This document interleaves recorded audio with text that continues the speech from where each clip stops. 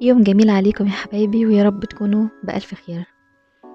النهاردة عايزة أقولكم على حاجة غريبة حصلت معايا أنا وواحدة صديقتي، صديقة عزيزة وغالية تقريبا كده. هي من نص ساعة بس كانت صديقتي، بعد كده أنا هضطر إن أنا أخد معها إجراء مش هيعجبها، لأن اللي عملته مفيش حد في الدنيا يعمله بصراحة يعني. فأنا هحكي لكم وانتوا قولولي ايه رأيكم، ولو ينفع بعد كده نكمل مع بعض كأصدقاء ولا كده يبقى خلاص.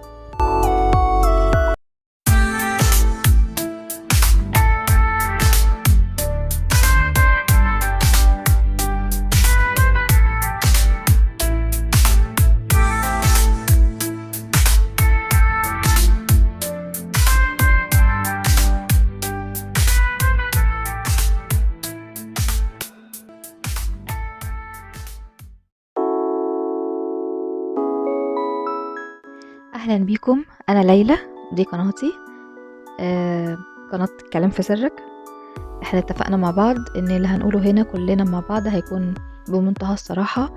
لو حد عنده اي مشاكل من اي نوع يحكيها، ما يخافش.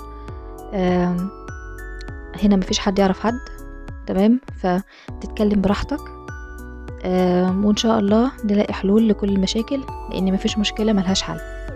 تعالوا بقى اقول لكم ايه اللي حصل. من نص ساعة تقريبا كنت بتكلم انا وواحدة صاحبتي، هي صديقتي تقريبا، يعني انا ماليش غيرها. يعني في اصدقاء كتير ليا بس اصحاب عاديين، لكن صديقة مقربة هي الوحيدة اللي فعلا تعتبر اختي حقيقي يعني. بتتكلم معايا، صوتها متغير، في ايه مالك، في ايه مالك، مش عايزة تحكي. مفيش لدرجة ان هي يعني كانت هتقفل في وش السكة من كتر ما انا عمالة اسألها يعني. المهم، طبعا مع الالحاح الشديد وان انا مش هسيبك الا لما اعرف في ايه، عرفت انها متخانقة هي وزوجها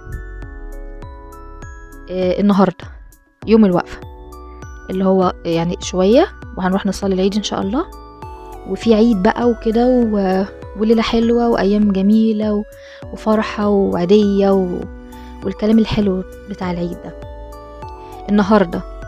طيب، ايه المشكلة اللي استدعت ان هي وجوزها يتخانقوا في وقت زي ده، في ليلة حلوة زي دي؟ يعني انا لو حكيت لكم احتمال كبير قوي تيجوا معايا كلنا كده، يعني نطلع على بيتها نديها علقة محترمة ونرجع تاني. في ايه يا ماما اللي حصل؟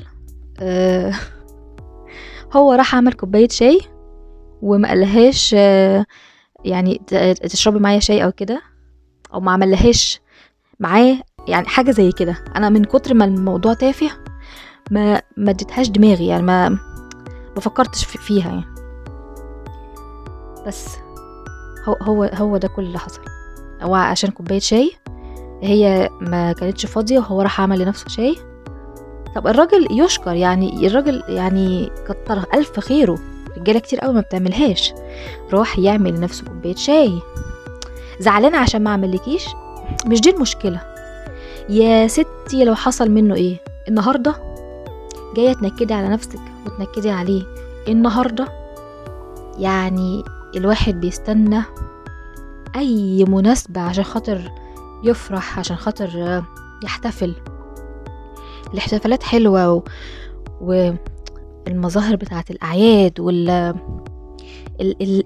الفرحة اللي بتبقى في العيد بتبقى فرحة مميزة غير أي احتفال تاني بقى. أعياد ميلاد مثلا خاصة لأفراد الأسرة أو كده، يعني فرحة العيد الكبير والعيد الصغير دي بتبقى فرحة مميزة. يعني أنا مش عارفة أقولها إيه بصراحة. أنا عاجزة عن الكلام. أنا فضلت قاعدة يعني بسمعها ومش عارفة أقولها إيه. أنا عندي حق، أنا لازم أنا كان المفروض إن أنا أخد موقف من كوباية شاي. روحي يا ماما اعملي لي كوباية شاي واخلصي. طيب، البنات الحلوين يعني إذا كانوا متجوزين لسه قريب أو متجوزين بقالهم فترة، آه سيبوا خلافاتكم خالص. انا مش بقول لكم ما تتخانقوش، يا سيدي اتخانقوا، يعني بصوا اتخاصموا طول السنة، بس الا ليلة العيد دي حاجة كده، يعني لازم تكون حاجة يوم خاص بالاحتفال، بتصفية المشاكل اللي في البيت. بقالنا كتير مثلا مش بنقعد مع بعض، مش بنتكلم مع بعض، دي فرصة حلوة ان انتوا تقربوا من بعض تاني، تتكلموا مع بعض، في روح حلوة، في عيد يا جماعة، في عيد.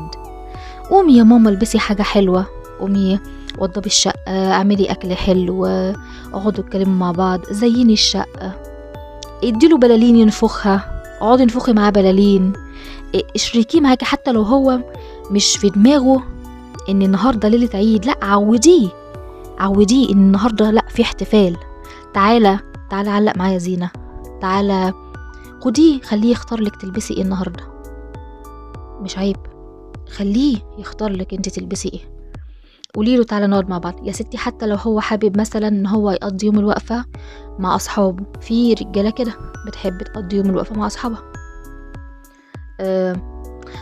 لو كان عمل معها كده كانت عملت ايه؟ كانت قتلته.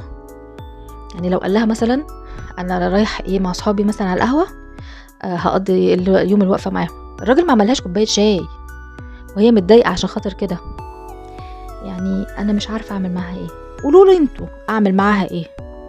واحدة بالعقلية دي انا اعمل معاها ايه؟ ده ليه حق جوزها يطفش منها وبعد كده ترجعوا تقولوا الراجل ليه ما بيقعدش في البيت؟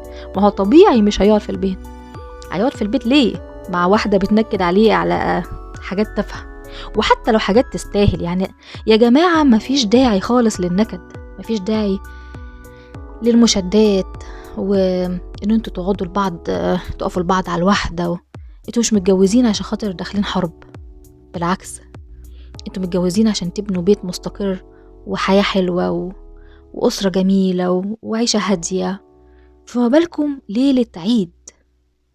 قومي البسي حاجة حلوة، زبطي الدنيا، رشي معطر في الشقة، خلي الشقة الجو ريحته حلوة، انتي اللي تبقى ريحتك حلوة يا ستي، خديه قولي له كده، لو هو مثلا مش واخد باله ولا حاجة اختاري له انتوا لبس وخليه يغير هدومه كده ويلبس حاجة جديدة، يا ريت لو يلبس حاجة جديدة، بتبقى الحاجات الجديدة في العيد حلوة. انا مش بتكلم عن هدوم الخروج، انا بتكلم عن هدوم البيت، حتى لو تي شيرت في البيت جديد بيبقى حلو، لو هتجيبي يعني لو شراب حقيقي، انا بتكلم بجد، اي حاجة جديدة في العيد بتبقى ليها فرحة كده حلوة.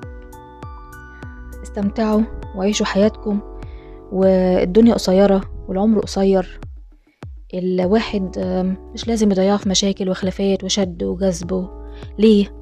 الدنيا حلوة والحياة حلوة لو احنا عايزينها تبقى حلوة، ومفيش داعي ان انتوا تقفوا لبعض على الواحدة.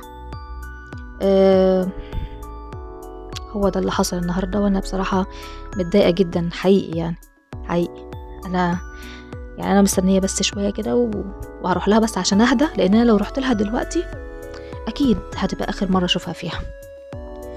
قولولي ايه رأيكم في اللي حصل، وهي معاها حق، سيبك من المشكلة، انا بتكلم هي معاها حق اصلا تنكد عليه في يوم زي ده، حتى لو كانت مشكلة كبيرة. انا عن نفسي شايفة ان هي ما عندهاش حق خالص. انا ليلى، ولو في اي حاجة عندكم عايزين تحكوها فضفضوا براحتكم، لو في اي مشكلة عايزين لها حل انا موجودة.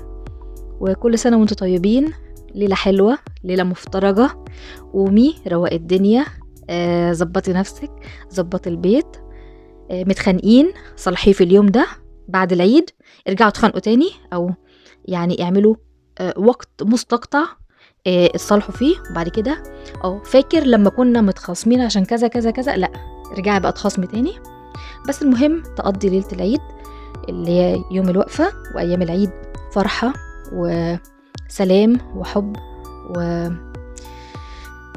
وهدوء كده في البيت. وكل سنة وانتم طيبين، وربنا يا رب يديم علينا كلنا الفرح والأعياد. وأنا مبسوطة أوي إن أنا كنت معاكم، حقيقي كنت مبسوطة قوي معاكم النهاردة، وانا ببقى مبسوطة فعلا لما بتكلم معاكم.